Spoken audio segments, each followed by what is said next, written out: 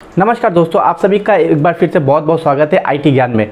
दोस्तों, Geoffrey Hinton जो कि एआई के गॉडफादर कहा जाता है, उन्होंने गूगल से कर दिया है रिज़ाइन। और ये रिज़ाइन बहुत ही ज़्यादा चर्चा में बना हुआ है और उन्होंने गूगल में 10 साल काम करने के बाद रिज़ाइन किया है। इससे पहले वो टोरंटो यूनिवर्सिटी में काम करते थे, अभी भी काम करते हैं, लेकिन वो साथ ही साथ गूगल में भी काम करते थे। टोरंटो यूनिवर्सिटी में रहने के दौरान उन्होंने अपनी एक टीम बनाई और वो एआई पर रिसर्च करते थे। फिर उसके बाद उन्होंने एक कंपनी भी बनाई और उस कंपनी को फिर गूगल ने खरीद लिया।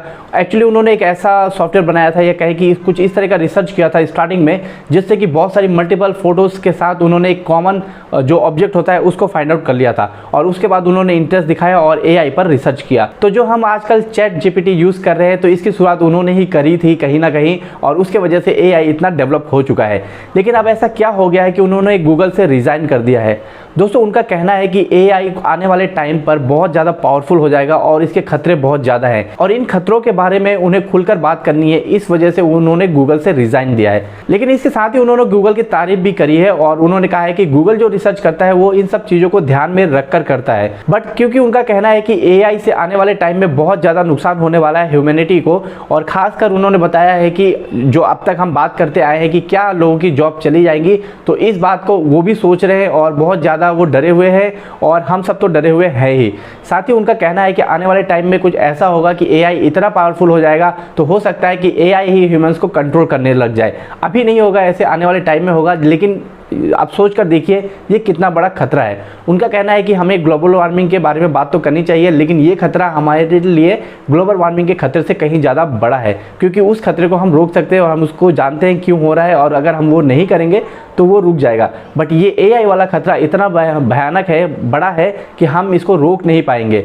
क्योंकि आपको पता ही है कि चैट जीपीटी आने के बाद, क्योंकि उसमें माइक्रोसॉफ्ट का इन्वॉल्वमेंट था, तो अब जितनी भी टेक कंपनीज हैं वो इस रेस में आगे निकलना चाहती हैं, और इस वजह से उन पे काफ़ी प्रेशर है और वो एक ना एक टीम बना के रिसर्च कर रही है। और आपको पता है बहुत सारे, ना सिर्फ चैट जीपीटी, बहुत सारे एआई टूल्स ऑलरेडी मार्केट में हैं, और ये दिन ब दिन काफ़ी इम्प्रूव होते जा रहा है। अभी भी आप देखते हैं बहुत सारे ऐसे काम है चैट जीपीटी पे जो हम कर सकते हैं, जो कि बेसिक अभी शुरुआत है। जैसे कि हम कंटेंट राइटिंग कर सकते हैं, कोई भी स्टोरी लिखना है वो कर सकते हैं, इसके अलावा कोई पोएम लिखनी है, इस तरह के काम तो अभी हम कर सकते हैं।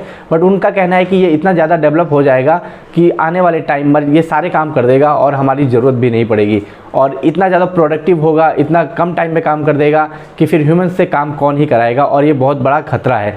ना सिर्फ उन्होंने ये डर जाहिर किया है, बल्कि ऐसे बहुत सारी संस्थाएं हैं जो इस डर को बता रही हैं। और आपको बता दें कि सैमसंग इलेक्ट्रॉनिक्स ने अपने एम्प्लॉयज़ के लिए चैट जीपीटी को पूरी तरह से बैन कर दिया है, वो इसे यूज़ नहीं कर सकते। साथ ही बहुत देशों की गवर्नमेंट्स को भी इसका डर है, और ऐसा कहा जा रहा है कि इस जो खतरा आएगा, इसे गवर्नमेंट कुछ ना कुछ अच्छे से कानून बनाकर, रूल बनाकर इसको स्ट्रिक्ट कर सकते हैं, पॉलिसी बनाकर, और उस पॉलिसी को मॉनिटर कर। जॉफ्री हिंटन का कहना है कि ये एआई इतना पावरफुल हो जाएगा कि कोई भी इससे कुछ गलत काम भी करवा सकता है। एग्जाम्पल के लिए आजकल हम बताएं सोशल मीडिया पे कितना ज़्यादा हेट फैलता है और फेक न्यूज़ फैलती है, तो ऐसा भी कोई एआई टूल बना सकता है जिससे कि सिर्फ गलत ही इन्फॉर्मेशन निकलती रहे और आपस में लोगों को लड़ाती रहे एक दूसरे से, तो ये भी संभव है।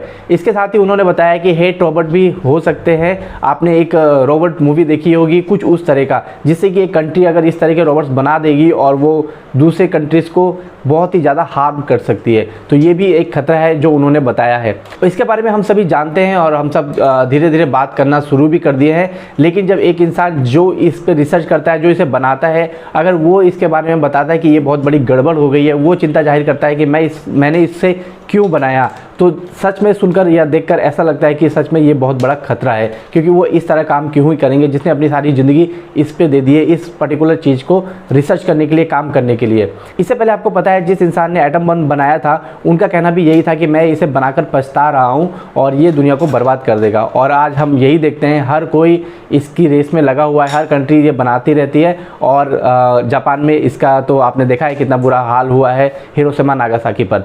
तो इस तरीके से हम कहें कि एआई आने वाले टाइम में बहुत ज़्यादा नुकसान कर देगा। जॉफ्री हिंटन ने ऑलरेडी सबको बोला है और काफ़ी निराश हैं वो कि इस तरह के हम इसको यूज़ कर रहे हैं या फिर करने वाले हैं।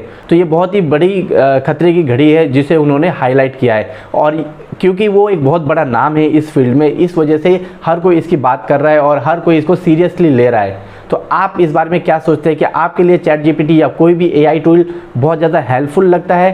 क्योंकि हेल्पफुल तो वो होता है, इसमें कोई डाउट नहीं है, उसके बिना बहुत सारे काम नहीं भी हो सकते हैं, लेकिन उसको किस तरह करना है, उसको कितना लेवल तक ले जाना है, इसमें थोड़ा सा जो कहेंगे डर की बात है। तो आज के वीडियो में इतना ही बताना था कि जिस चैट जीपीटी को हम इतना ज़्यादा यूज़ कर रहे हैं, जिस एआई को हम इतना ज़्यादा यूज़ कर रहे हैं, उसके बनाने वाले कितना पछता रहे हैं और कितना आप लोगों को बता रहे हैं, हमें बता रहे हैं कि ये कितना बड़ा खतरा होने वाला है। तो फ्यूचर में ये बहुत बड़ा खतरा होगा, लेकिन आप इस बारे में क्या सोचते हैं कमेंट करके बताइएगा। मिलते हैं फिर किसी वीडियो में, तब तक के लिए जय हिंद जय भारत।